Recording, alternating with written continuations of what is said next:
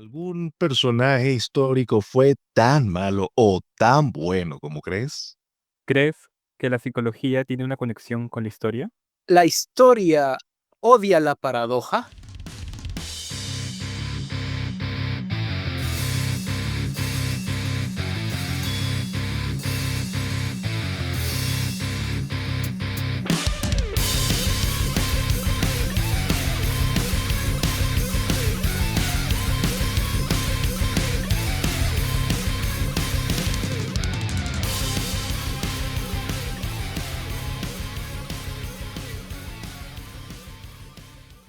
Bienvenidos, bienvenidas, bienvenides y bienvenides a la ciencia de la mente, tu analgésico para la vida moderna.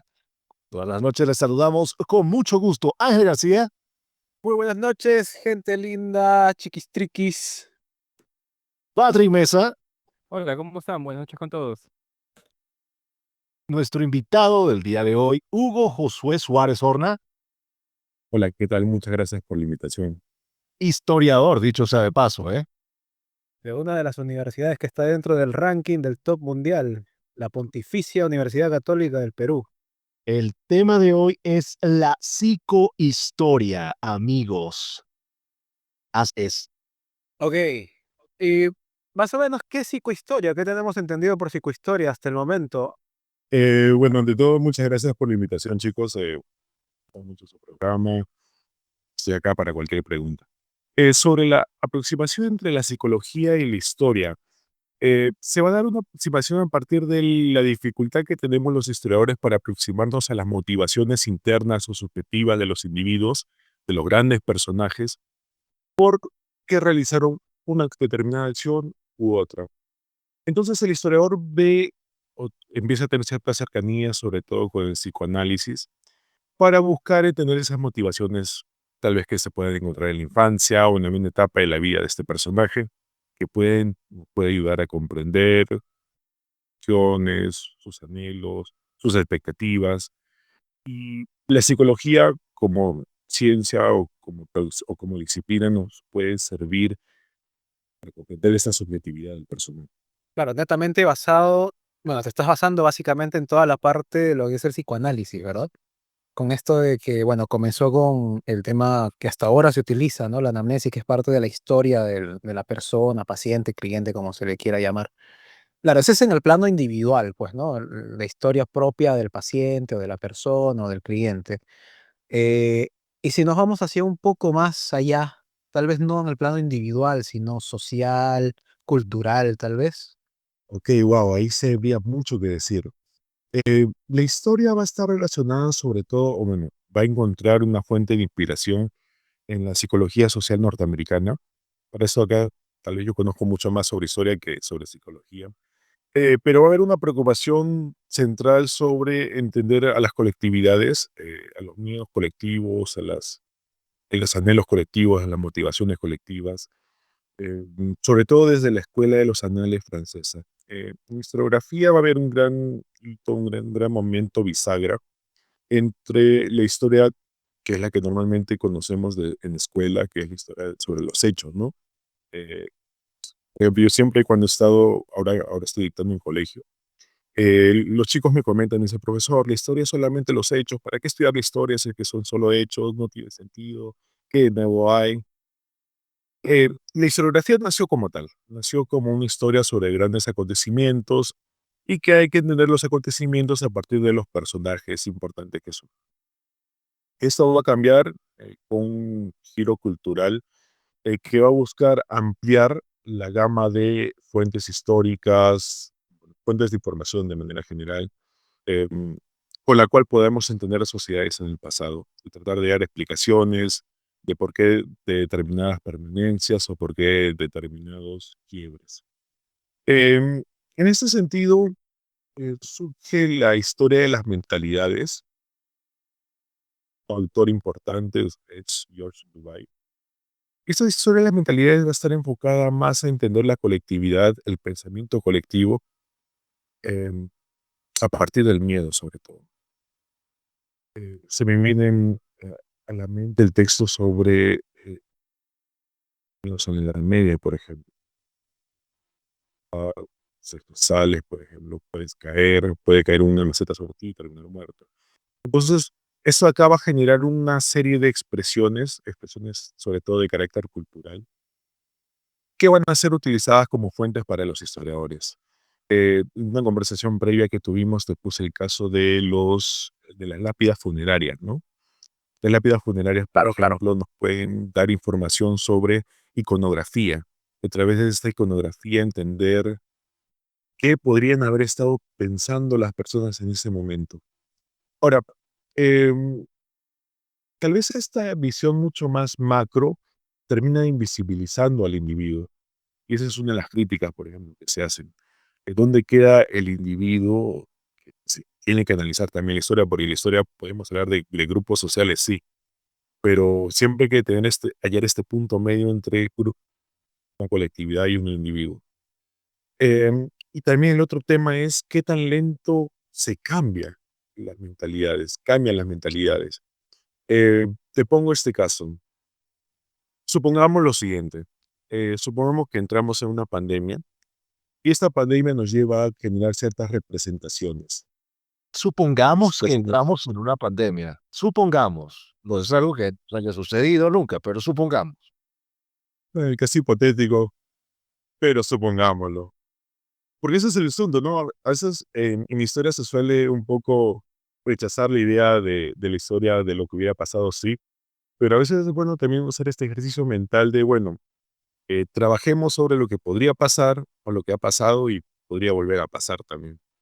Pero bueno, vamos a suponer que hay una pandemia distinta a la que hemos vivido y que lleva a que se realicen ciertos procesos de elaboración de evidencias, de evidencias de la sociedad, de, más de evidencias materiales, de vestigios, pongámosle esa palabra, de vestigios materiales de la sociedad que nos podría ayudar a interpretar, por ejemplo, cómo la sociedad abordó este proceso de pandemia.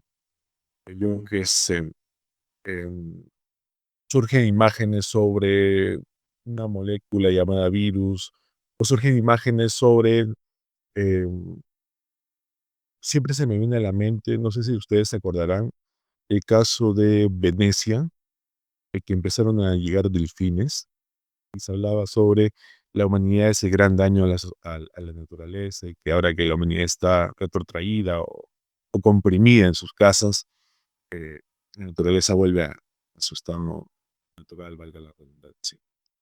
Entonces, se genera un conjunto de vestigios materiales que a futuro van a ayudar a los historiadores a comprender. Pero uno no puede vivir por un tiempo prolongado en una pandemia, ¿no? Una pandemia, por ejemplo, la nuestra ha durado apenas 2 años y se ha producido una cantidad de materiales. Ahora, esto surge otro problema, ¿no? Por ejemplo, el caso de los muertos. Esta pandemia obligó, tal vez por un miedo a que la enfermedad se propague, un miedo, no sé si fundado o infundado, no soy tanto profesional de la salud, pero el hecho de que ya no tengamos lápidas funerarias sobre este proceso, sino que sean pequeñas urnas con cenizas. Y esto de acá puede llevar a que haya ciertos cambios y que se mantuviera durante un tiempo prolongado. Yo que sé, 20 años de pandemia con las mismas circunstancias, muertos en cantidades, que lleva a que sea mucho más fácil quemar al muerto que enterrarlo, terminaría generando un cambio en las mentalidades. Entonces ocurre lo mismo. Los cambios en la psique colectiva son cambios que se pueden evidenciar en un determinado momento, pero que eh, son de larga duración. No sé si me estoy dejando entender o me he salido un poco de la hilación del... Está excelente. Sí, sí, Está, se te entiende por algo completo. dicho correcto. Sí, se te entiende. Podría salirme mucho de la idea y... No, no, no, no, no. No, claro, lo has justamente enlazado con el tema del miedo, ¿no? Pero bueno, continúa con continúa con lo que estás explicando para poder comentar de lo que te quería comentar. Ok. Entonces, volviendo al tema, al punto central de tu pregunta, que era la relación de la psicología con la historia en las actividades. em, Yo diría que la historia estaría mucho más cercano a la psicología social. Y muchos de los autores franceses que han abordado este tema relacionan su cercanía con la psicología social americana. Particularmente te señalaba estos puntos débiles con respecto al individuo. El individuo va a desaparecer. Y esto acá me parece que no sé qué tan cercano lo sienten los psicólogos, porque los psicólogos, al menos yo tengo el estereotipo de que se centran mucho más en la subjetividad del individuo. Y en segunda parte, en segundo punto sería que eh, esta historia de las mentalidades es el punto de encuentro más cercano que he podido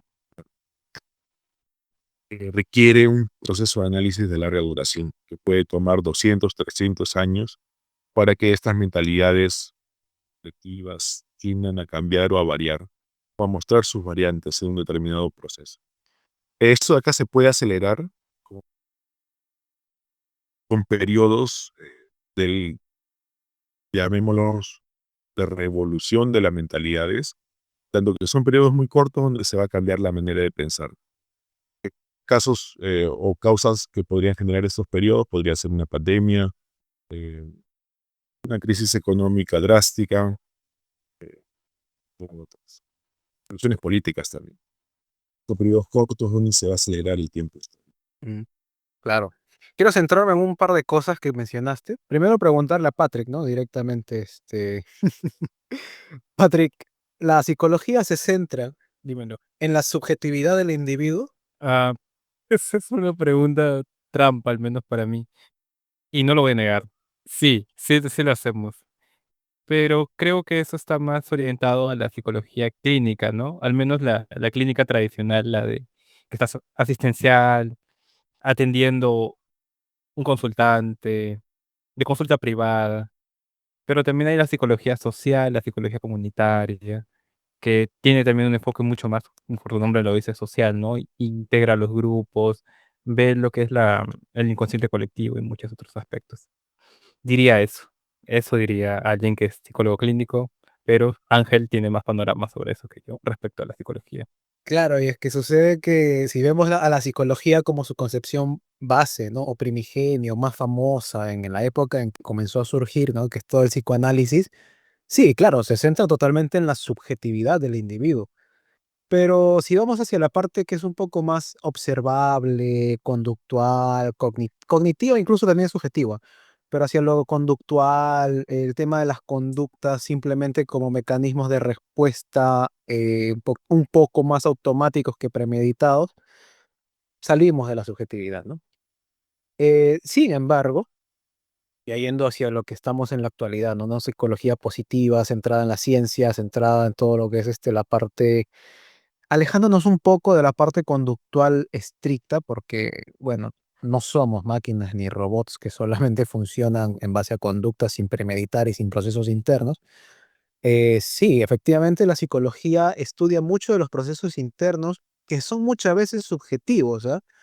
Muchas veces son subjetivos y ahí entra justamente la parte que quería enlazar Hugo sobre el miedo, ¿no?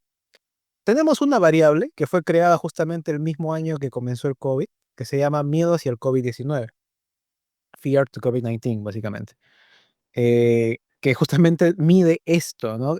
Estas apreciaciones cognitivas, apreciaciones emocionales y apreciaciones incluso conductuales de cómo tú te podrías representar o cómo tú podrías manifestar que tienes miedo hacia el COVID o la pandemia como tal, ¿no? En esa época, ¿no? Y claro, esa prueba actualmente ya básicamente entra al desuso porque ya no hay pandemia. Igual, también cuando, bueno, del COVID no hay. Del COVID ya no está, ¿no? Como tal. Eso, por ahora no hay pan. Por ahora. Claro. Eso no quiere decir que la pandemia se ha acabado, eso sí no, porque bueno, todavía hay medidas sanitarias, ciertas cosas, ¿no? Pero claro, como tal, la pandemia, restricción, todo esto en sí están, ya no existe como lo existió en su época, ¿no? Aún hay personas que tienen miedo, ¿ah? Eso sí, aún hay personas que tienen miedo. Conozco un par de personas que tienen mucho miedo todavía a enfermarse de COVID. A pesar que estamos ahorita como estamos, ¿no? Retornando a la normalidad. Por otro lado, También recuerdo que salió una escala que está incluso aún más enterrada y más en desuso de lo que está la de COVID, miedo a la viruela del mono. Pero bueno, básicamente surgen estas necesidades de medir el miedo a nivel personal y poder escalarlo hacia un nivel social, porque todo esto entra como parte de nuestra historia, tanto individual como humanitaria en general, ¿no? En esa época precisa en que sucedió. Y me llama la atención, y claro, concuerdo contigo, Hugo, en el hecho de que la psicología social está más ligada a la historia, sobre todo por esta parte de los hechos, ¿no? Eh, y tengamos en cuenta también que la psicología social está más ligada a la sociología que a la psicología como tal. Porque nosotros estudiamos en psicología social el comportamiento de las muchedumbres, el comportamiento de las masas, el comportamiento de los grupos sociales que tanto le gustan a Luis, el comportamiento de los comportamiento de estas cosas que estudia la sociología, ¿no? Claro, la sociología es muchísimo más amplia, pero nosotros estamos ahí de la mano con la sociología dentro de la psicología social. Y hablando de la psicología individual, que justamente fue con eso con lo que arrancaste, estaríamos más ligados a, y recuerdo mucho en conversaciones con Paul Fouché, este francés, y justamente que mencionaba Francia me llamaba la atención, que claro, en Francia están muy ligados hacia la psicobiografía, que seguramente debes haberlo escuchado, la conoces, Hugo, que son estudios psicológicos hallando la biografía psicológica como tal de una persona en concreto, ¿no? Puede ser personajes de la historia, por ejemplo, Paul Fouché hizo la psicobiografía del, no me acuerdo bien su nombre, de este médico, pero que hizo, si mal no recuerdo, fue que hizo el primer trasplante de corazón, si mal no recuerdo, pero también hizo de asesinos en serie, ¿no? Los típicos, Ted Bundy, el payaso Pogo, ¿no? Toda esta gente de asesinos en serie. Eh, y son muy interesantes sus análisis porque se centran no solamente en los hechos psicológicos, sino también en la historia que pasó el individuo. Em, y bueno, yendo a esto, Hugo, ¿cuál es el rol que tú crees que cumple la historia dentro de la psicología o viceversa? Me ha surgido una pregunta, voy a responder la tuya. Eh, sería interesante. En la historia se ha abandonado en cierta medida em, la idea de pensar al personaje como el gran cambiador o el gran modificador de la realidad, de la trayectoria o de la línea del transcurrir de la historia. Tal vez por eso un poco se abandonó también el tema de las biografías. Ahora, con respecto a tu pregunta sobre cuál es el rol que cumplirían o cómo se complementarían ambos, yo creo que, al menos viéndolo como historiador, no hay que exigir complementariedad de manera acrítica. ¿A qué me quiero referir? ¿O qué hago alusión con esto? Como historiadores, normalmente vemos los temas y buscamos las mejores metodologías para abordarlo. ¿Sí? Por ejemplo, yo quiero estudiar a Inca Garcilaso de la Vega como cronista y quiero saber sus motivaciones. ¿Qué lo motivó a escribir datos reales de los incas? Y para esto de acá puedo hacer alusión a temas de economía, entender sus motivaciones económicas, el contexto, qué es lo que buscaba, qué es lo que les solicitaba el rey. Puedo entenderlo también desde el punto de vista mucho más cercano a la antropología, ¿no? Un análisis antropológico de su obra, qué conexiones tenía eh, con crónicas sobre Roma y cómo eso acá se va mezclando.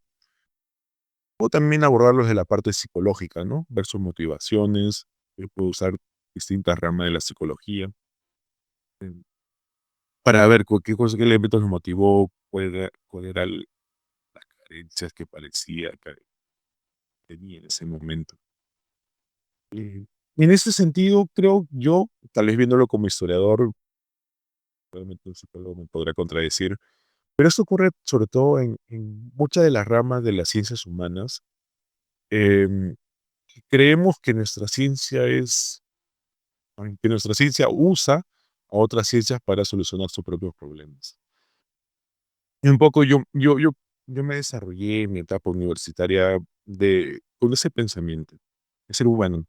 Yo voy a tener un problema y este problema lo voy a tener que abordar con todas las herramientas que me hayan brindado las distintas ciencias sociales, ciencias humanas, y a partir de eso yo decidí. Ahora, si es que lo pensara como supongo que piensan los psicólogos, la historia vendría a ser un conjunto de casos, te brinda un conjunto de casos. Em, y esto acá lo relaciono mucho con lo que podrían hacer los astrónomos. Em, Hace algún tiempo me surgió una duda que fue respondida rápidamente gracias a Internet, sobre cómo se podía entender el desarrollo de una estrella. Sé que las estrellas son cuerpos celestes que pueden durar fácilmente 5.000 millones de años sin problemas. Dice, bueno, ¿cómo los astrónomos saben cuándo una estrella es joven, cuándo es vieja? Dice, claro, ¿no? Ven el espacio, mientras más al fondo vayan, más se retrasa en el tiempo, y pueden elegir un montón de casos que se parecen y tratar de entenderlos como un desarrollo de un mismo prototipo o tipo de estrella. Y creo que la historia le brinda o le permite a la psicología ello y a cualquier otra ciencia la posibilidad de elegir casos, eh, tratar de comprenderlos. Ahora, eso acá yo lo tomaría con mucho cuidado. Hay que ser muy, como historiador lo veo de manera muy paradigmática. Hay que ser muy cuidadosos con los anacronismos. Es como si yo, poniéndome en el caso de los psicólogos, se me acercaría una persona y yo le diagnosticara de algo. El psicólogo diría, oye, ¿cómo los diagnosticados es que no has estudiado para ser psicólogo? Él sería lo mismo.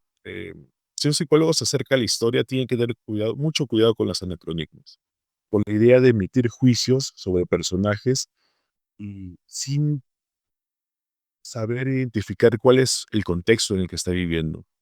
Si es que esa persona realmente se entendía como, eh, emites un juicio, esa persona es un tirano, gobernador tiránico, y es un déspota y probablemente ya haya tenido, yo qué sé, es un psicópata ya, vamos a hablarlo más en términos psicológicos. Ese personaje es un psicópata. ¿Por qué? Por la manera como ha actuado. Pero cuando tú te enfocas más en el contexto, en el caso, te das cuenta que los límites que tiene nuestra sociedad y que son desbordadas por los psicópatas, son transgredidas por los psicópatas, tal vez para ese momento no eran límites reales. Que eso era más bien una actitud normal dentro de la normalidad y viable. Entonces, siempre hay que tener cuidado, mucho cuidado con contextualizar y evitar utilizar conceptos, bueno, he exagerado un poco, pero utilizar conceptos que puedan no ser aplicables en esto. Sí, se hace mucho juicio, tiende a haber mucho juicio de valor referente a figuras del pasado. Sí, y sobre todo yo recuerdo bastante, y lo hemos tratado en varios episodios aquí, no sé si recordarás, Luis, Patrick. Sobre todo hemos hecho mucho juicio de valor sobre personajes como Calígula, eh, bueno, entre otros, ¿no? Sobre todo aquí nuestro amigo Luis, que tiene mucha fijación con Calígula, le gusta el personaje, y hay un juicio ahí un poquito anacrónico, ¿verdad, Hugo? Bueno, habría que verlo en su contexto, porque hay ciertas actitudes de Calígula que en la actualidad nos parecerían extrañas, por decirlo menos, pero que para el momento o sea, tenían sentido. No era una sin derecho cualquiera. Claro, o sea, podrías hacerlo. Podrías matar esclavos en tu delante sin ningún problema. ¿Por qué? Porque puedes hacer. O sea, no es una actitud que esté transgrediendo las normas sociales. Pues siempre hay que tener ciertas mediciones, así como, por ejemplo, Ángel me podría decir, oye, Hugo, ¿por qué tú has diagnosticado tal enfermedad o tal trastorno si no eres psicólogo? Claro, yo puedo haber leído sobre cosas, pero no estoy empapado en el asunto. Puede ser muy estigmatizador lo que estoy haciendo, puede llevar a malas interpretaciones históricas. Ahora, como ejercicio mental es correcto, o sea, vale la pena generarse un juicio sobre el personaje, y tratar de contrastarlo con otras realidades. Sacar una enseñanza, la historia como maestra de vida, o sea, sí es lógico, es viable. Estamos en libertad de pensamiento como para poder hacerlo. Pero siempre hay que tener mucho cuidado al momento de llevar eso a lo académico. Eso es lo que me referí. Claro, a modo personal, cada persona, a modo personal, cada persona es increíble. Cada uno de nosotros tendrá, por supuesto, alguna que otra apreciación en donde se pueda caer en esto del juicio de valor, pero claro, a modo objetivo, sí debemos cuidar un poco mejor todo esto, ¿no? Sí, así es el lado tendría que personal como Exacto. ejercicio intelectual se tiene que hacer, o sea, es algo que se te puede impedir, pero después ya llevarlo al ámbito académico y querer proponerlo como eh, una posibilidad, una realidad plausible, sí, podríamos llegar a chocar con la realidad. Claro, querer amoldar lo que debería ser la objetividad histórica en base a juicios de valor contemporáneos. No sé si objetividad histórica como tal, pero sí una interpretación académica. Los historiadores solemos ser medianamente recelosos con el tema del anacronismo, es como si fuera nuestro pecado capital. Podrías cometer todo, podrías cometer lo que sea, pero menos anacronismo. Y esos juicios de valores, esas interpretaciones, no son tan aceptadas en el mundo académico, menos en el historiográfico. Se pueden plantear en ensayos humanistas, ensayos psicológicos, de ese lado. Pero en las humanidades sí, o en historia sí podrías encontrar mucho seno sobre ello. Mm. Y entonces, ¿cómo trabajan temas psicológicos ustedes, los historiadores? ¿O no los trabajan directamente? Eso va a depender del paradigma historiográfico que esté vigente o de los intereses historiográficos que estén vigentes. Em, Se suele evitar la psicología en tanto que eh, no solemos, más bien, somos más bien económicos deterministas, no económicos deterministas, pero solemos darle más peso a lo económico, a lo social, a lo político, a lo cultural, y por ahí tal vez podría entrar algo de psicología, pero las motivaciones subjetivas no es algo que realmente eh, sean el motor de una motivación para realizar algún acto. Por ejemplo, eh, te podría preguntar, ¿qué te motivó a estudiar psicología? Entonces, bueno, me motivó porque tal motivo. Los historiadores lo veríamos que hay ciertas condiciones sociales de tu momento, ciertos intereses sociales, ciertos intereses políticos tal vez, que te hayan motivado a hacer eso. Y solemos dejar mucho los motivos internos o sobre tu pasado, eh, sobre tu infancia, por ejemplo, no solemos tenerle mucha gente. Ahora, esto de acá va a depender de cada historiador. Como diría, tengo un profesor ya que siempre decía, hay tantas historias como historiadores. Entonces va a depender mucho de lo que decía el historiador. El historiador se siente mucho más cercano a la psicología. Podría prestarse ciertos conceptos para analizar un determinado fenómeno. O sea, en ese lado no hay problema. ¿Qué tanto se puede hacer? Ahí entramos el dilema de las fuentes, porque el historiador siempre tiene, yo lo llamo fetichismo, pero siempre tiene esta fijación por las fuentes realmente me sirven para comprobar lo que yo quiero, fuentes históricas, por ejemplo. Si el personaje que estoy estudiando ha dejado un diario, tal vez me sea de más utilidad, ¿no? Pero si es que no ha dejado ningún diario, no ha escrito nada, simplemente trato de abordarlo desde sus acciones, me va a ser más difícil. Entonces, van a ser muy pocos los personajes o los fenómenos históricos que intentes abordar que te van a dejar la suficiente evidencia material, sea escrita, sea visual, sea cualquiera de sus formas, que te permita realmente comprobar. La historia se suele dejar siempre, o se trata de evitar al máximo la sobreinterpretación de las fuentes. Es otro de los pecados capitales del historiador, menos que el anacronismo, pero lo es. Entonces, si es que las fuentes no me están ayudando a determinar la subjetividad de ese personaje o de esa colectividad, voy a evitar en la medida de lo posible abordarlo desde la psicología. Y ahí viene la siguiente pregunta, ¿no? ¿Cómo se elaboran esas fuentes? Nadie, yo no conozco a nadie que se preocupe por dejar fuentes para que en un futuro le hagan su historia. Tratamos siempre de, bueno, ya no uso este diario, este cuaderno, estos papeles, bueno, los boto. Tenemos una mentalidad de crear un archivo personal. ¿Por qué? Porque no está dentro de nuestros intereses. Entonces, con historiadores tratamos de abordar un personaje, una persona, o vas a querer hacer una historia de la familia, por ejemplo. Quiero hacer una historia familiar, algo genealógico. Vas a ver qué tienen tus ancestros y unos son papeles que realmente demuestran su subjetividad. Ahí llegas a un límite. Bueno, la psicología, los conceptos psicológicos, como teoría me sirven, o sea, me puede servir para entenderlos, pero como mecanismo o método para explicar una realidad, eh, carecen de mucho, por las mismas fuentes que están en el ser.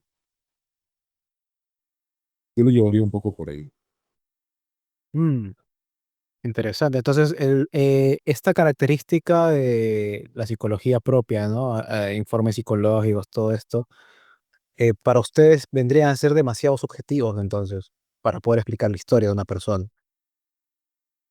Si es que, a ver, si es que el informe psicológico lo hizo un psicólogo, varios psicólogos en distintos momentos, sobre una persona que ha estado presente a realizar ese informe, el psicólogo lo trató al paciente como tal, desarrolló ese informe, no sirve.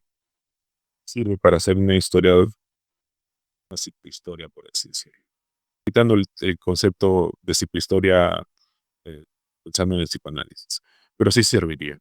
Ahora, si es que, por ejemplo, yo quiero hacer psicohistoria de un personaje que vivió hace 400 años, en un momento en el que no existía la psicología o no existían métodos que me ayudaran a entenderlo desde la psicología, pero lo vería más complicado. Ahora, siempre va a existir la paradoja del cisne negro, ¿no? Siempre va a haber un caso que va a ser la excepción. Se pueden encontrar. O sea, van a haber momentos en que vas a encontrar un personaje que ha dejado mucha evidencia de cómo pensaba, de sus motivaciones. Porque siempre se me viene a la mente este ejemplo del queso y los gusanos. No es de psicología, pero es lo que los historiadores llamamos microhistoria. Es abordar a un personaje que ha dejado mucha evidencia a través de un juicio de Inquisición. Inquisición hizo un juicio por la manera como él entendía el cristianismo y dejó un montón de evidencia de qué es lo que pensaba, cómo él vio, etc. Entonces, van a haber casos que tú podrías intentar abordarlo desde la psicología. A un mediano grado de sobreinterpretación, pero se puede. Por ejemplo, yo quería abordar a un personaje que vivió en... Te pongo este caso, a ver. Yo quiero abordar a... ¿cómo se llama este bárbaro uno? Atila. Quiero analizar a Atila, cuáles son sus motivaciones. Pero cuando te vas a las fuentes, tienes un problema. Que los que escribían sobre Atila eran los romanos. Entonces tú dices, oye, ¿puedes escribir sobre el miedo de los romanos hacia los hunos? Sí, acá quedaría interesante. Pero si quieres escribir sobre Atila, vas a que lo que los romanos escribieron, más difícil, porque no sabes hasta qué punto los romanos han inventado esa información. Entonces ahí entramos en un problema. Entonces hay que tener mucho cuidado con las fuentes y qué tan directas, con fuentes de información directas o indirectas. ¿Cómo podría alguien discernir entre una fuente correcta y una incorrecta? Si te refieres a la historia en general, los historiadores lo que hacemos es contrastar fuentes. Elegimos una fuente y contrastamos la información que presenta con otras para haya su grado de veracidad. Ahora, si que tú quieres hacer ciclohistoria, tienes que ver si es fuente directa o indirecta, si es de mano propia o más bien así escrito años después sobre ese personaje. Pongo este caso. Em, Ustedes de seguro han leído la Ilíada o la Odisea, ¿no? Es como que los clásicos griegos. Eh, la Odisea y la Ilíada se escribió más o menos 800 años después, entre 400 y 500, eh, porque hubo un proceso en el cual simplemente se recitaba como poemas, que son a través de los rapsodas, que eran poetas que iban de polis en polis o de casa en casa y por un poco de dinero te recitaban un determinado evento, un determinado cantar. Y después de este periodo de tiempo aparece Homero, sé que existió realmente, no se sabe, pero estos relatos orales se transcriben o se plasman en el papel. Es una fuente indirecta, ha sido escrita después de mucho tiempo por una persona que no necesariamente lo ha vivido. No se sabe si lo que pues, o se narraba ahí o se recitaba en ahí eh, no incluye elementos que han sido tomados de épocas posteriores. Esa sería una fuente indirecta. Si tú quieres entender a Aquiles, eh, utilizar el relato de los Rapsodas o utilizar el texto de Homero sería un poco más complicado. Ahora, supongamos que quiere investigar sobre un presidente.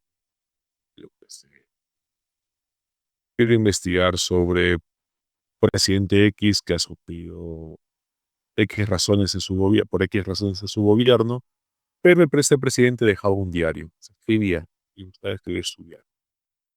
Podrías abordar ese diario. Es una fuente directa donde él expresa, con ciertos cuidados también, ¿no? Porque eh, al menos es que uno no resalta sobre la multitud, uno se da el tiempo de escribir en su diario lo que realmente piensa. Pero si es que ya quieres abordar más bien un personaje resaltante, pues, o bueno, los historiadores presuponemos que el personaje va a tener cuidado de lo que escribe. Pues, también hay que tener cierta precaución al momento de abordar esa fuente. Como sugerencia, yo les propondría que revisen fuentes directas y que la contrasten con fuentes externas. A ver si hay algo de verdad o no, porque también te podrías estar inventando tu pasado, que es algo posible, ojo, las personas y los grupos humanos inventamos nuestro pasado. De muchos pasados posibles que podríamos inventarnos, elegimos uno también.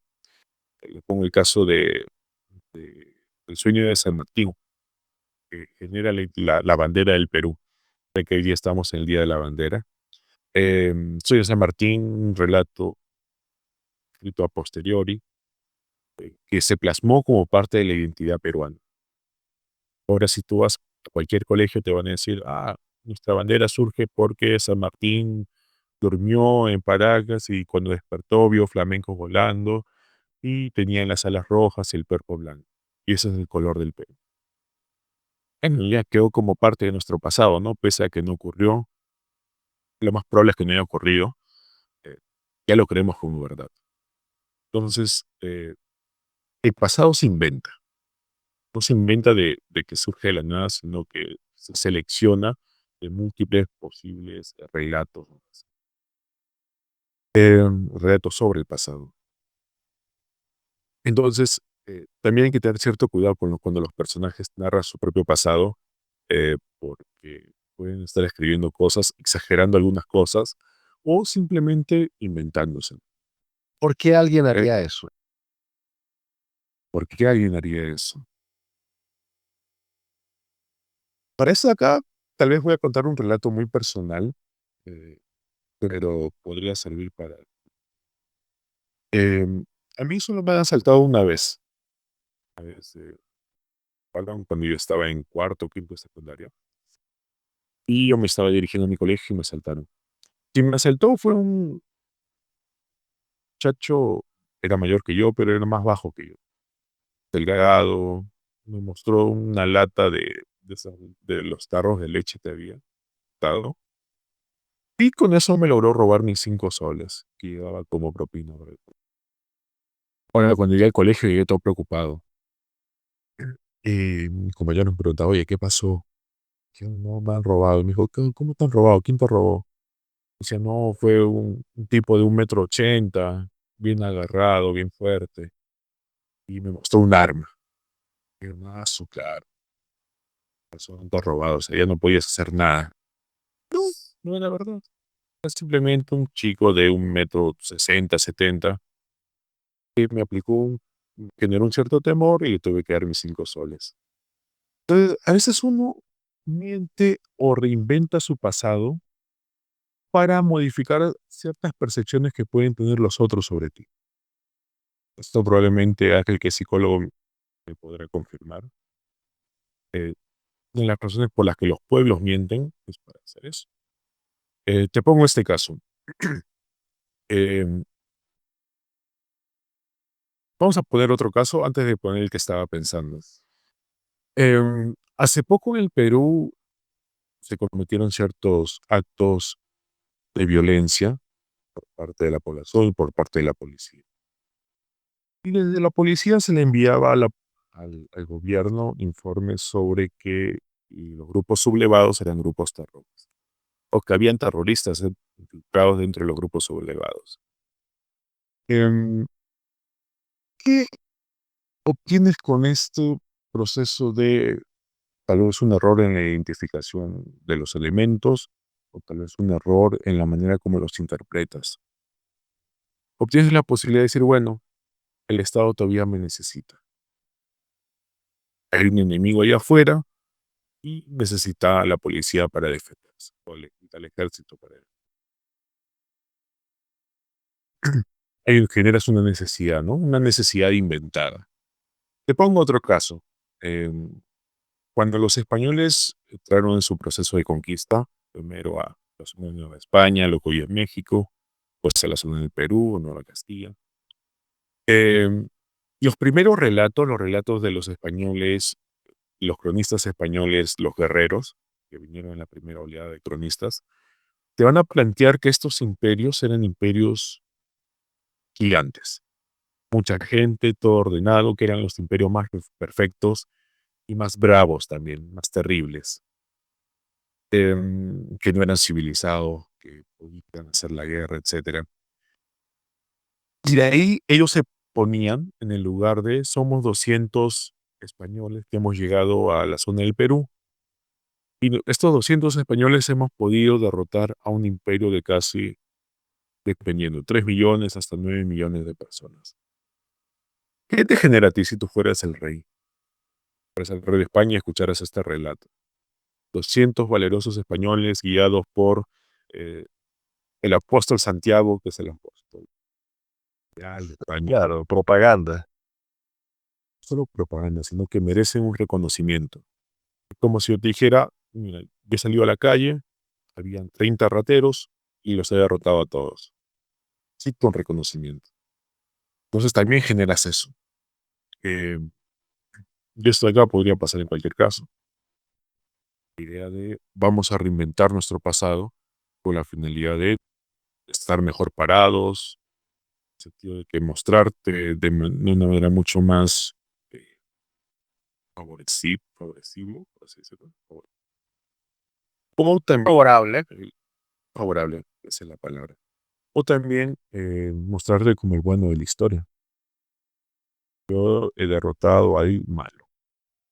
Claro, jugar con las posiciones de bien y el mal. Exacto. Ahí yo noto una conveniencia gigante. Y claro, he visto que ha pasado muchas veces en la historia, no solamente antigua, sino también poco moderna.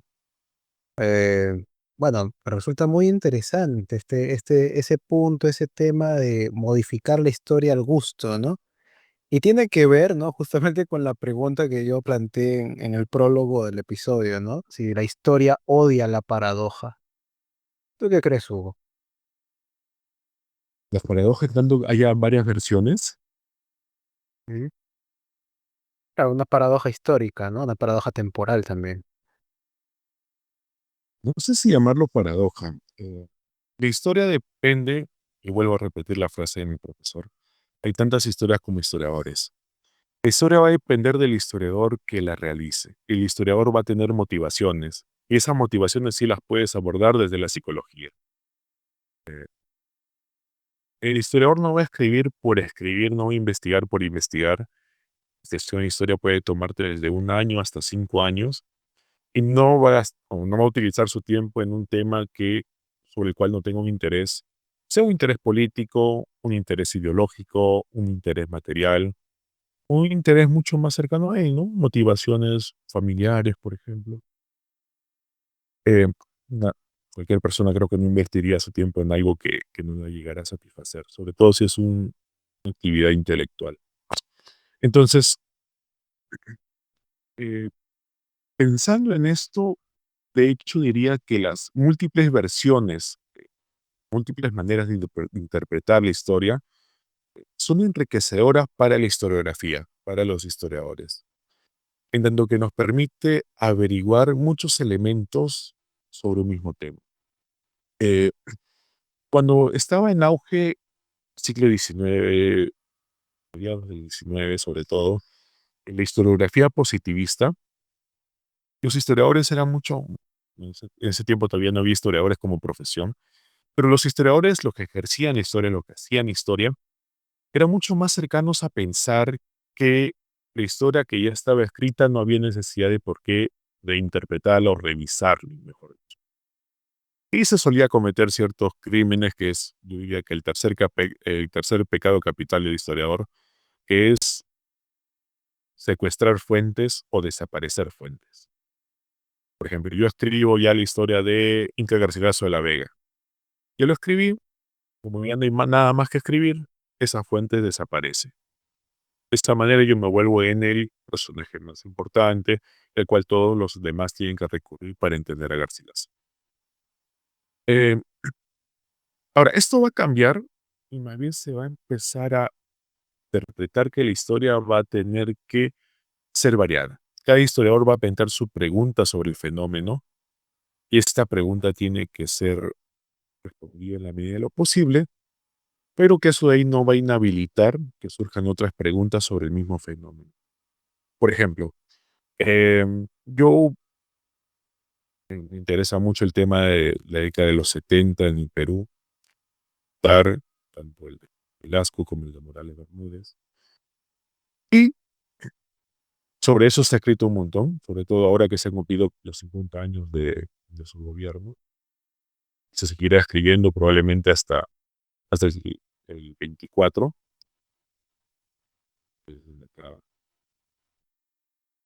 Se ha escrito mucho sobre historia política, después se pasó al lado económico, historia económica, reforma agraria, procesos de expropiaciones, etcétera. Después es que empezó a escribir sobre movimientos sociales, después se volvió al lado económico, y ahora estamos más bien en el lado cultural, que es un poco en el lado que yo me estoy insertando, pero sin perder de vista el aspecto político. Bajo una lógica positivista, yo ya no tendría por qué escribir sobre ese tema, porque ya nadie ha sido abordado y ha sido bastante abordado. Pero esas paradojas que tú llamas, que yo los vería como más múltiples versiones sobre la historia, o múltiples interpretaciones, está mucho más cercano a pensar en los historiadores son libres de escribir lo que deseen sobre el tema, siempre y cuando las preguntas sean bien respondidas. Y por ejemplo, supongamos que a ti se te ocurre escribir, aquí hablando de la psicohistoria, la psicohistoria sobre Juan Velasco Alvarado.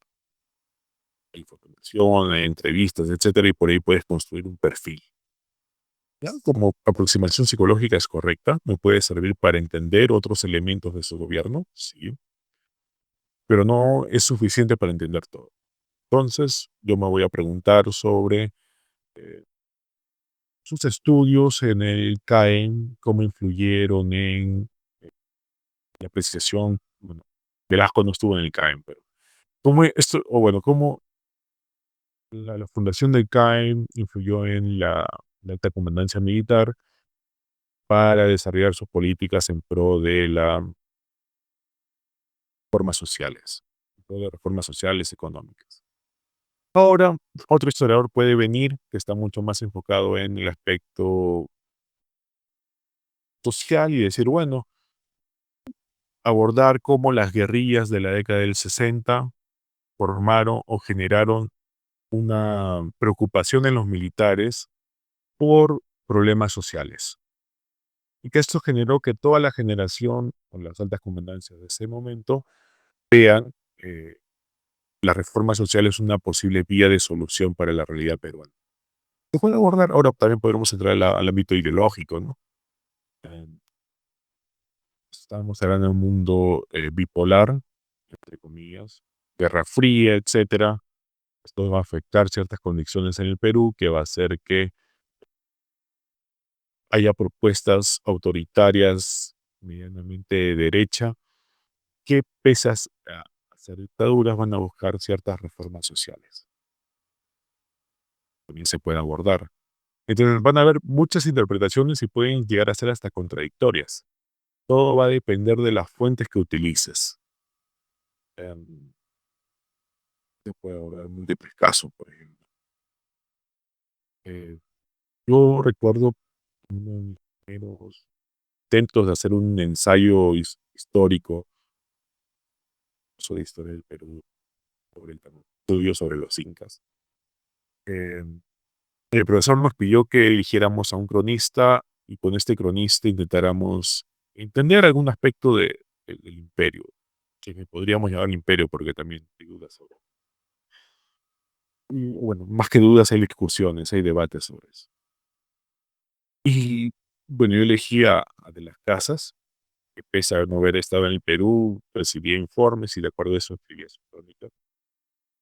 Y un poco traté de contrastarlo con las ideas más contemporáneas que había sobre el gobierno diárquico, la dualidad inca.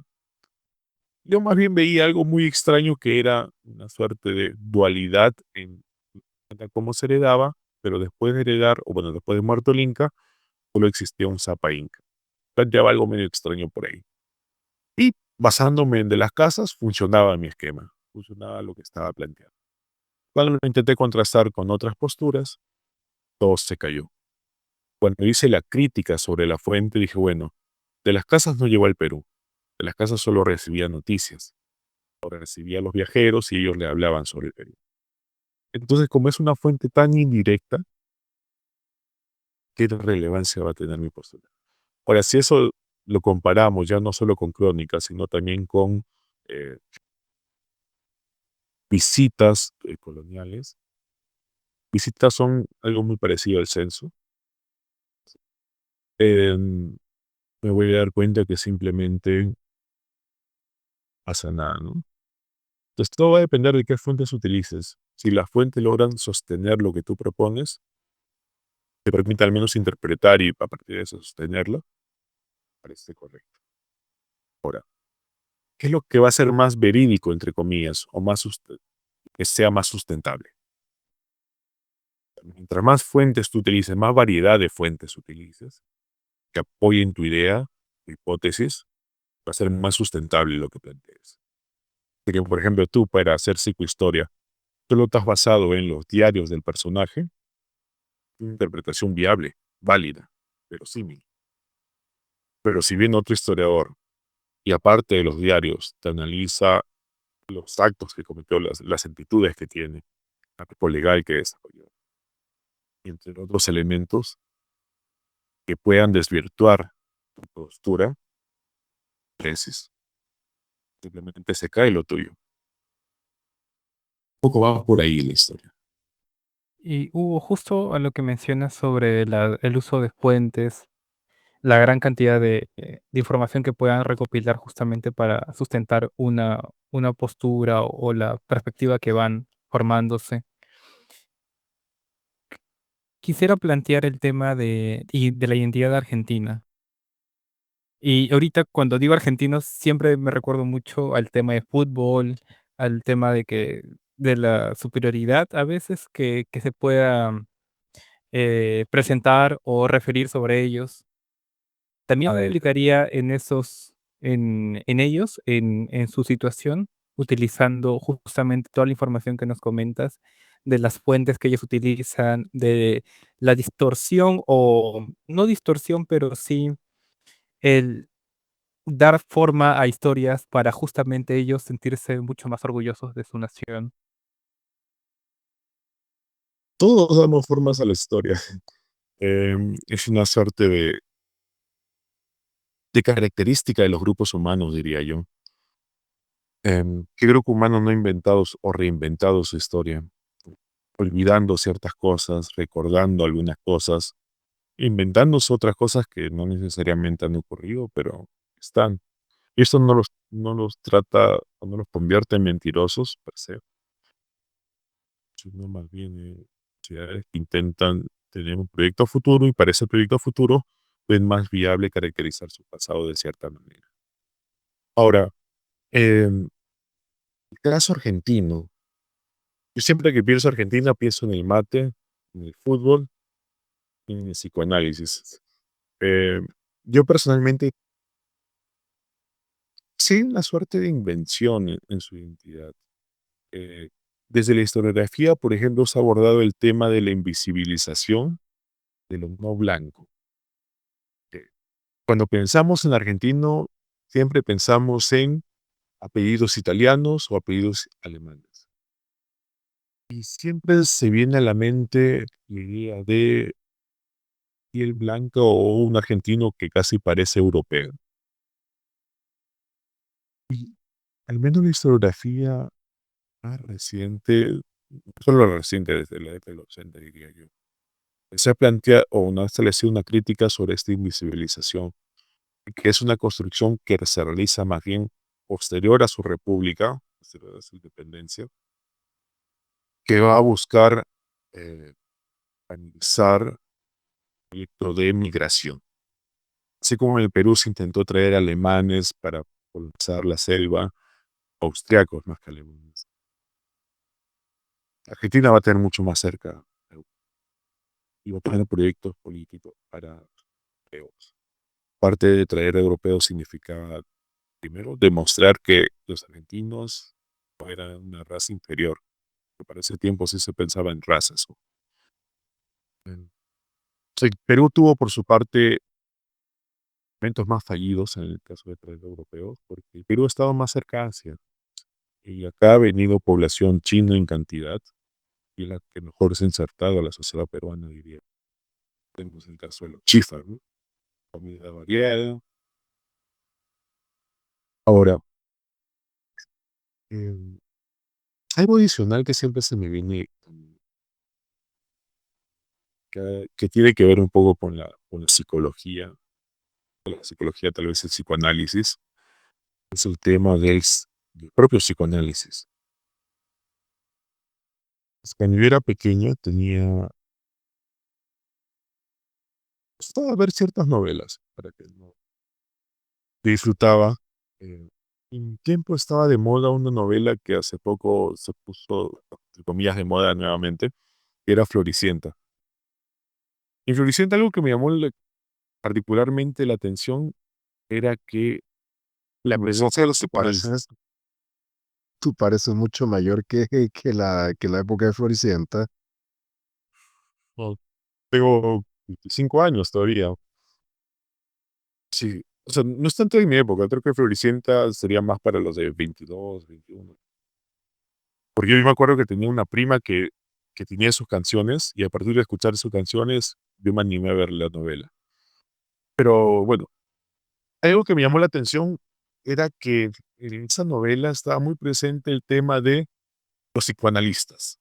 Cuando estos chiquitos se portaban mal, eran muy traviesos, al psicoanalista. Sobre todo en la segunda temporada era mucho más claro. Venía el psicoanalista hasta su casa, su mansión, y les hacía tratamiento a los distintos personajes. Y yo me llamó mucho la atención porque en ese tiempo mi familia también cayó en el psicoanálisis. Yo recuerdo las jornadas de todas las semanas, irme hasta Surco, a tener mi terapia de 1 hora de psicoanálisis. Lo mismo para mi mamá, lo mismo para mi hermano. El único que se salvó, o tal vez no se salvó, fue mi papá. Papá sí nunca psicoanálisis. Em, y me pareció muy particular porque em, yo sí entendía la novela en tanto que yo también vivía lo que era el psicoanálisis y mis primitos ni se daban por enterados que era eso.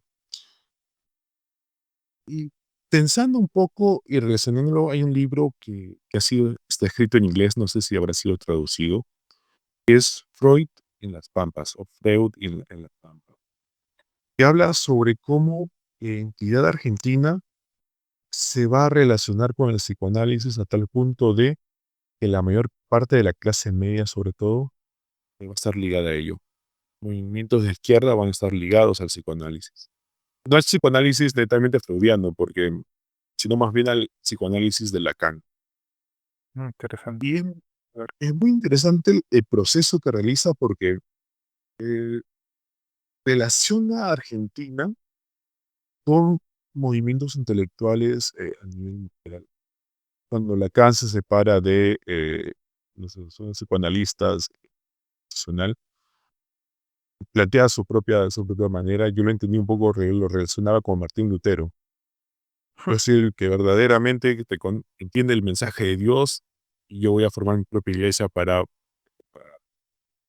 Esto va a tener una contraparte en el caso argentino donde los psicoanalistas también se separan, pero se va a relacionar también con el proceso de profesionalización de la psicología. Por ese momento, previo a la década del 25, bueno, la década del 20 o 30, lo que primaba en Argentina, por ejemplo, era o la psiquiatría, que era abordada desde la medicina, o el psicoanálisis como una suerte de vocación, porque tenía un gremio que te legitimaba como psicoanalista. Em, Cuando leí este texto se me hizo muy interesante porque lo veía un poco en el caso del Perú. No sé si ustedes se habrán fijado en esto. Hace algunos años, diría 15 años, tal vez un poco más, por radio, en ese tiempo era Radio Qué Buena, después RPP, habían dos profesionales de la salud, uno era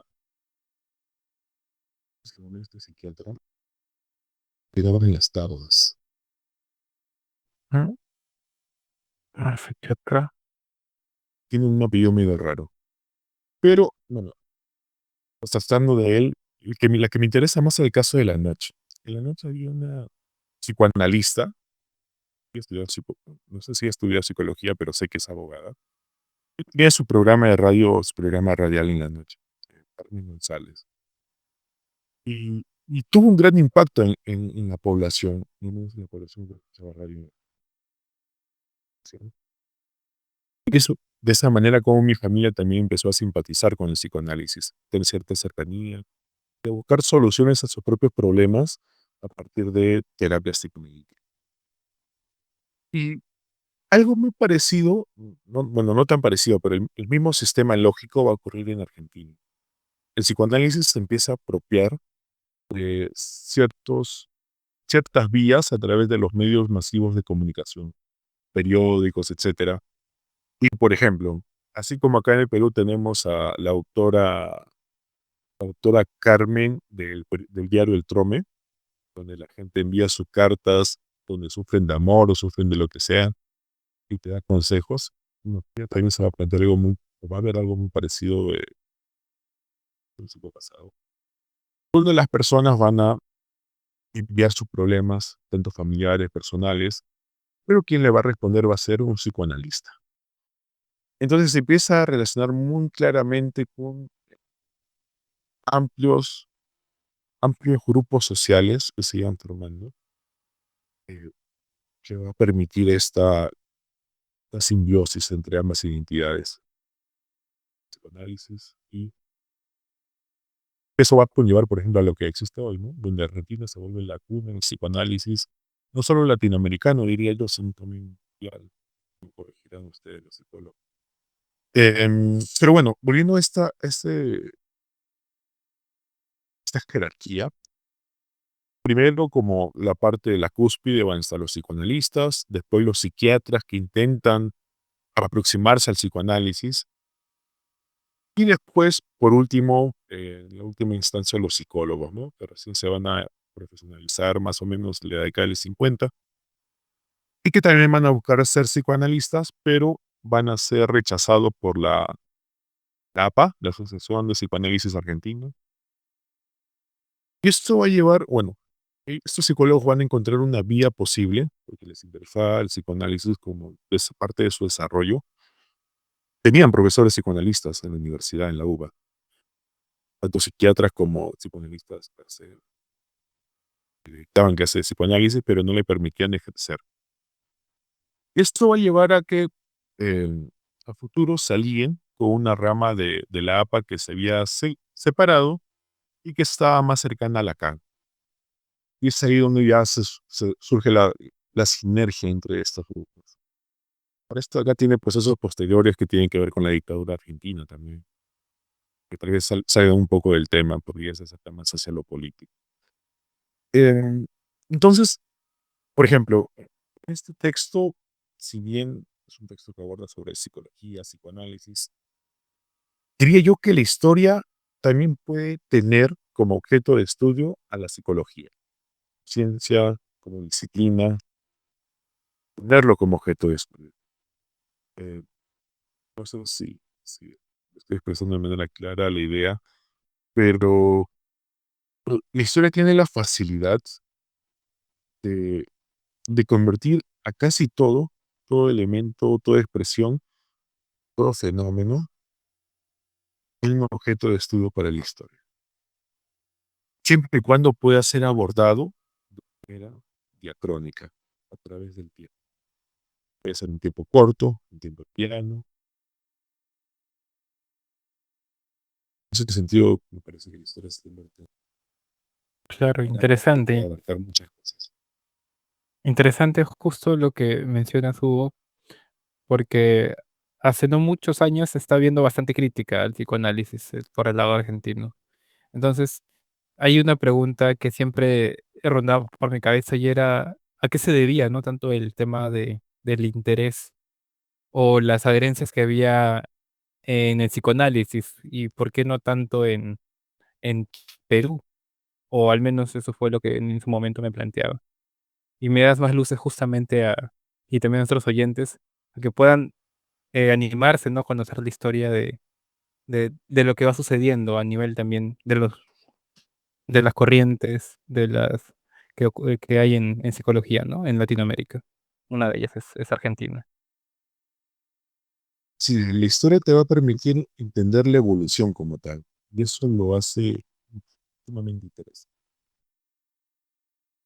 Claro. ¿Cómo se llamaba el libro, Hugo? Freud en las Pampas, Freud ¿verdad? Freud en las Pampas. Si lo encuentras en español, me lo pasas, porque hasta ahora yo solo tengo en inglés. Ok. Aunque es fácil de leer, pero digamos que el inglés está oxidado. Pero ahí, por ejemplo, bueno, es el planteamiento de Plotkin.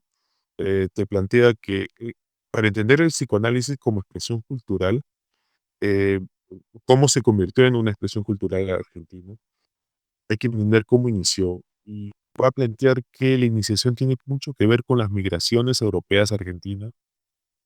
Muchos pensadores europeos, franceses, españoles, italianos, van a llegar y van a tener cierta cercanía con el psicoanálisis que está en Europa en ese momento.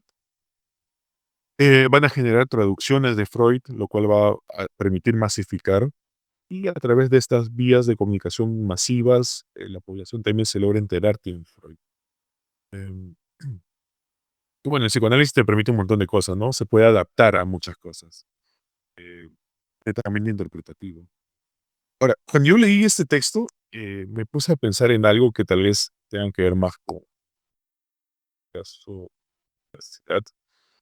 Y es que, bueno, mi familia estuvo inmersa en todo lo que es el psicoanálisis. Muchos de los psicoanalistas que nos trataban venían de la católica. Pero así es cuando estuve en la católica, pude encontrar o pude generar una hipótesis de cuál podría haber sido la razón.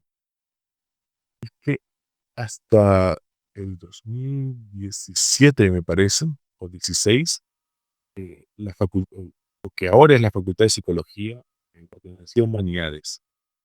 Y en Argentina también psicología surge como parte de más cercano a la filosofía, a esos temas mucho más abocados a las ideas que a lo netamente positivista, ¿no? Y me parece que lo ponía en ese caso porque también ocurre lo mismo con la historia. Eso tal vez como una reflexión personal. Eh, Católica, la historia suele ser considerada como parte de las humanidades. Está en la Facultad de Humanidades. Pero en universidades como San Marcos, Villarreal, la historia más bien pertenece a las ciencias sociales. Y esto acaba de determinar mucho, en primer el contacto que se tienen con distintas profesiones y la razón de ser de la carrera como tal. Entre buscar el conocimiento por el conocimiento como un filósofo, o buscar el conocimiento como una manera de plantear soluciones de las ciencias. Bueno, esa sería como mi reflexión sobre eso con el psicoanálisis y la psicología. Entonces, Muy pensarla como unas interesante, ciencias humanas. muy interesante esa reflexión, Hugo. Mm, Me llama la atención el hecho este de que, bueno, el nacionalismo argentino, claro, que se mezcló bastante con toda la parte europea, italiana, y también tuvieron gran influencia alemana, dicho sea de paso, ¿no? Puntos aparte de la dictadura que vivieron.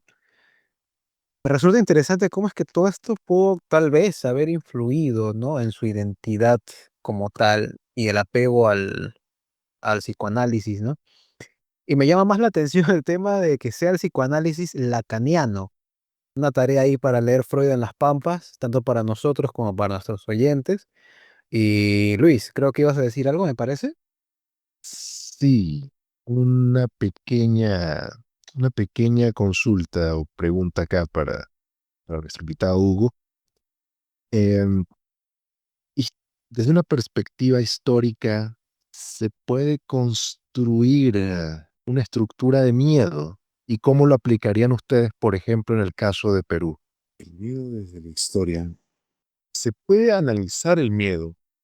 Ahora, construir miedos tendría más bien que ver con la ausencia de la historia como relato analítico. ¿A qué quiero llegar con esto? Eh, Normalmente el miedo se genera por lo desconocido, ¿no? Por lo que no sabemos qué es lo que va a pasar. O netamente por lo desconocido como tal, lo podría resumir hacia ese lado. Y la historia me parece que más bien es una disciplina que busca dar luces sobre fenómenos sociales. Siempre se me viene a la mente una frase durante este proceso de crisis política que hemos tenido en el Perú, meses hasta ahora. Una frase que dijo un congresista peruano, que es, ahora con esto de las tomas de Lima, van a venir de los cerros hacia la ciudad a querer hacernos quién sabe qué. Más o menos algo parecido a lo que dijo. Y me parece que o bueno, en esa frase podríamos inferir que hay un cierto miedo hacia lo que él como marino no puede conocer, no ha llegado a conocer, no ha llegado a entender más que conocer. Porque uno puede ver, pero tal vez no puede entender. Ahora, si entendemos la historia como una ciencia que nos permite aproximarnos a cómo se ha construido ese miedo, parece que es una de las mejores opciones que tendríamos para abordarlo. ¿Por qué? Porque el miedo no es algo que ocurre en ese momento. ¿A qué quiero decir? Em, el miedo que te pueda surgir no es un miedo ocurrido, quiero utilizar las mismas palabras, no es un miedo que surge, sino es un miedo que tiene un estímulo y el estímulo te genera que te aparezca ese miedo. Entonces los miedos son netamente procesos de larga duración o de mediana duración. Tiene una explicación más desde el lado cultural. Hay autores, por ejemplo, siempre se ve en el texto de Fernando Rosas, eh, que abordan sobre los miedos a la enfermedad, miedo a la ausencia de salud como tal, miedo a la naturaleza. Y ahora, esos miedos no es que estén presentes en todo momento, sino que van a surgir en un contexto de crisis.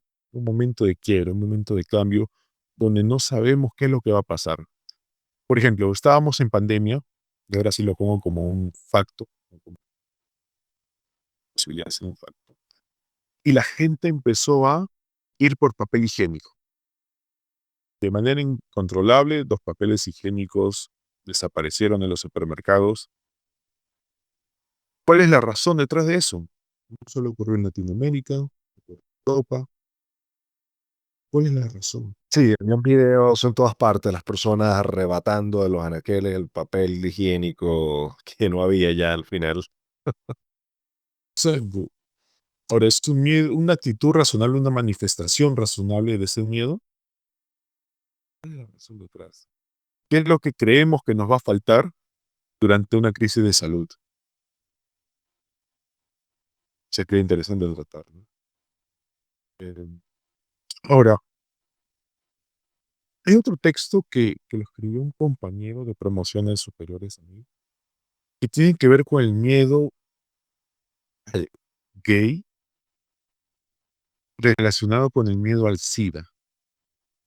Durante la epidemia de VIH, más o menos en la década de los 90, surge una segregación hacia las personas sexuales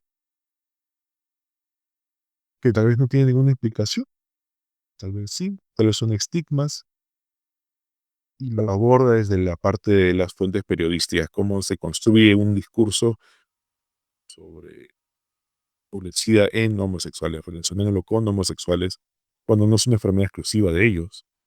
O sea, un heterosexual, con prácticas heteronormativas, podría fácilmente tener SIDA, saber, pero se va a segregar a estos grupos por sus propios estigmas. Porque sabe, más bien el SIDA se convirtió en una excusa para hacerlo. Son varias hipótesis que se pueden dar.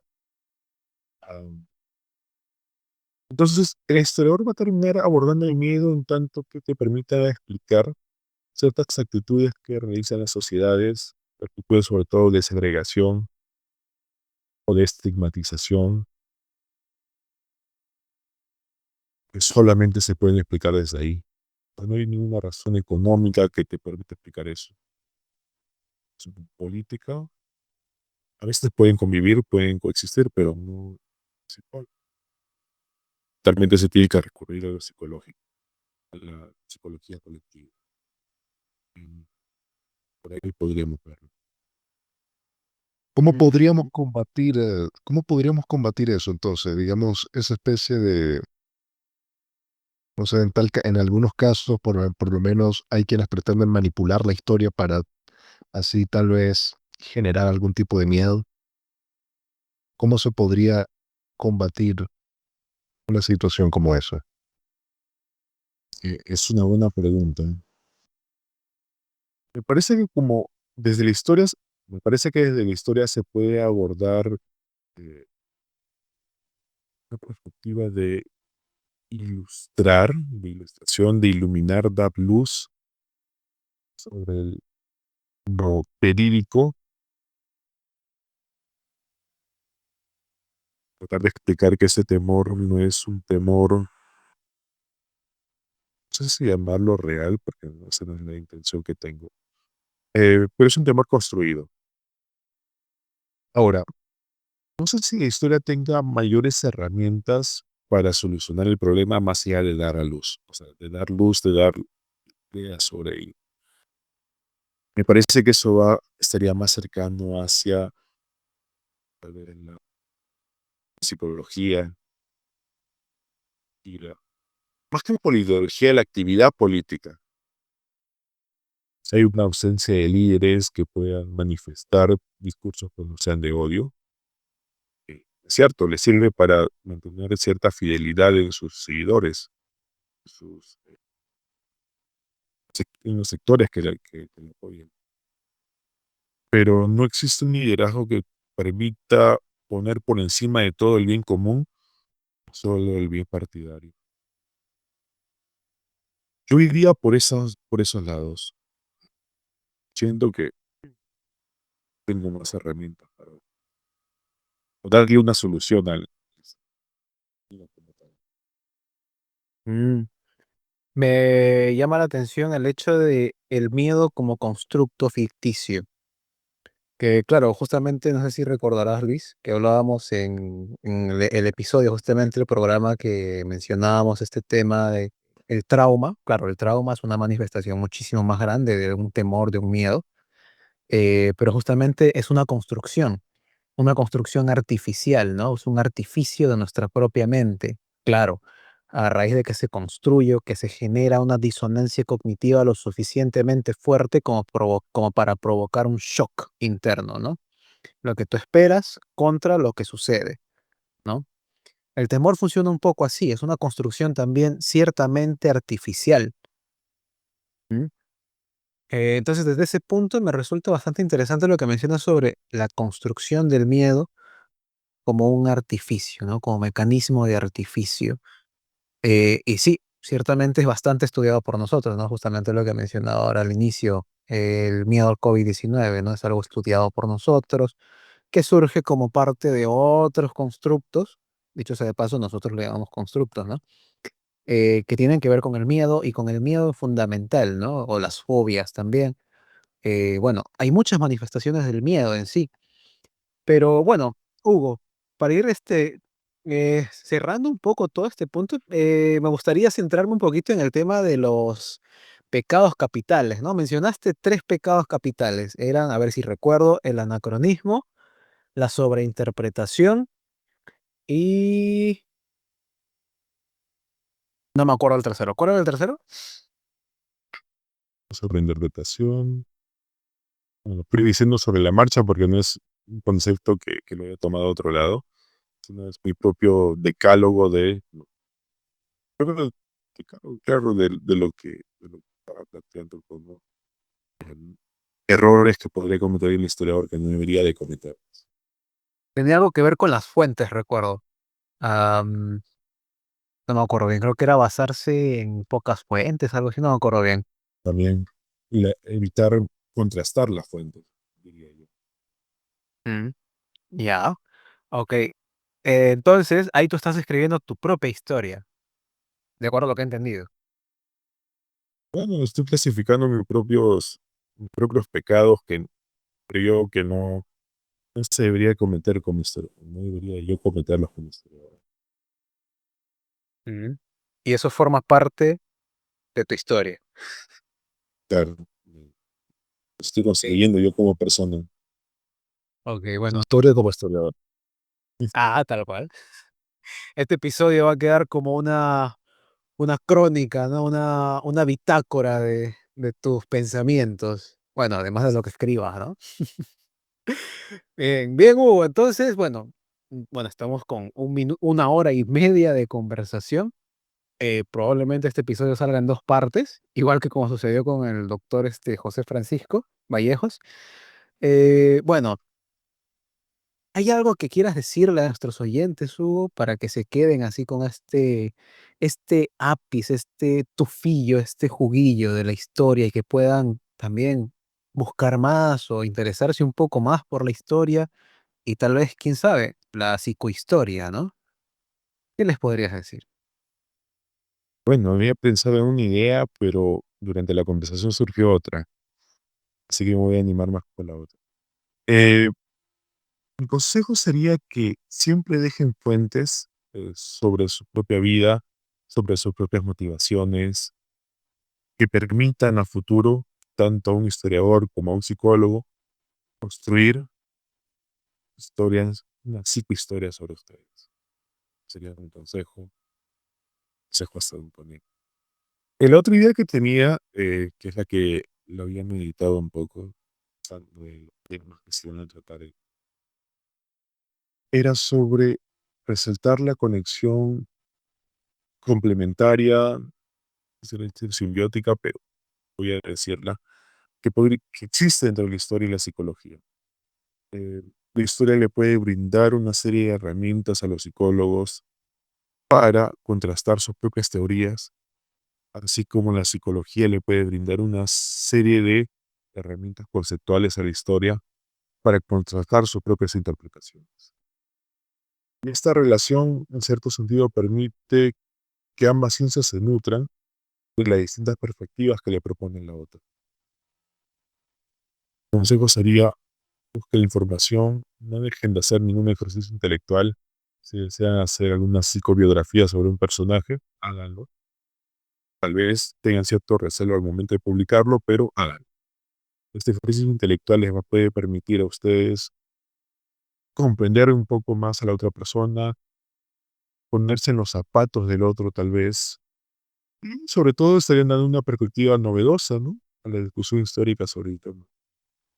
Ok, concuerdo con tu idea, Hugo. Concuerdo completamente con tu idea.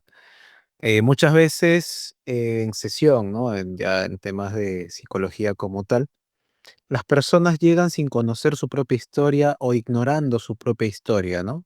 Me incluyo, llegamos, ¿eh? Igual, para todos nuestros oyentes es algo muy importante el poder tener ese registro siquiera propio, ¿no? Personal, de qué es lo que nos ha pasado y cómo hemos pensado y sentido en el momento en que nos ocurrieron las cosas. Porque claro, sucede que cuando llegamos a sesión tenemos a veces, y me ha sucedido, en la práctica, tenemos percepciones sesgadas a cómo nos sentimos en la actualidad. Y tenemos que recurrir a ciertas herramientas para poder quitar, destrabar un poquito las emociones, los sentimientos que teníamos en ese instante y poder revivirlo para justamente trabajarlo. Es una práctica que se utiliza muy poco, la psiconarración justamente, o la terapia narrativa, que se basa en eso, se basa en escribir o en redactar o en narrar nuestra historia personal, desde la perspectiva en la que nos sentimos y en la que estábamos en el momento en que nos pasó eso. Eso que nos marcó, eso que nos causó tal vez daño, eso que definió un camino en nuestra vida. A veces no le prestamos la atención debida a hacer estos ejercicios, que claro, son ejercicios intelectuales también. Sin embargo, en algún momento tenemos que llegar a hacerlo, porque es parte de crecer como personas, crecer como seres humanos e ir en búsqueda de nuestra propia felicidad, ¿no? Nuestro propio bienestar. Me gustaría centrarme en eso, Hugo, en este episodio, en esto que has mencionado. Y bueno, agradecerles a nuestros oyentes por habernos aguantado una vez más. Agradecerte a ti, Hugo, por tanta información nutritiva en esta noche de hoy. Una Agradecerte, cátedra, hermano. sí, completo. Agradecerte, Patrick, Luis, por este espacio compartido. Y bueno, no sé, ¿nos despedimos o hay algo más que agregar? Yo quisiera agregar algo. Mucho cuidado, todos, todas y todes, con aquellas personas que intentan reescribir la historia en función de sus intereses. Patrick, ¿algo que agregar? Me parece muy interesante la conversación, la charla que tuvimos junto con Hugo y pucha, siento que al igual que yo, nuestros oyentes están llevando información muy importante, ¿no? Que puede servirles no solo para ustedes, sino para su práctica diaria, ya sean como psicólogos o profesionales en general. Siempre considerar la historia y no ser anacrónicos, por favor. Excelente, Patrick. Luis, pasamos a la despedida. A ver, ahí vamos. Bueno, amigos, amigas, amigues, esto ha sido todo por la noche de hoy en La Ciencia de la Mente, tu analgésico para la vida moderna. Les apreciamos por habernos acompañado hasta este momento. Ángel García, Muchas gracias, chickens. Nos vemos en el próximo episodio. Recuerden escribir su historia, ¿eh? Patrick Mesa, Hasta luego, chicos, cuídense mucho. Bye bye. nuestro invitado la noche de hoy, Hugo Suárez, Hasta luego. Muchas gracias, chicos, chicas, chicas. y quien les habla, Luis Viloria, deseándoles buenas noches y, por favor, si tienen alguna pregunta, les intriga algo en particular o quieren dejarle un saludo a Ángel o a Patrick o a Ángel otra vez por su teléfono, no olviden hacer una sección de comentarios, por favor. Con eso me despido. Hasta pronto. Oh, cierto, cierto. Antes de terminar, antes de cerrar, Hugo, ¿dónde te podemos ubicar en redes sociales? Tengo un podcast titulado Agencia Histórica Perú, en que abordo temas de historiografía sobre el Perú, entender un poco cuáles son las propuestas de los distintos historiadores sobre un tema en específico. Tengo el guión o parte del guión de mi primera temporada, espero estarlo subiendo a fines de este año, así que denle seguir y les estarán notificando mi primer capítulo.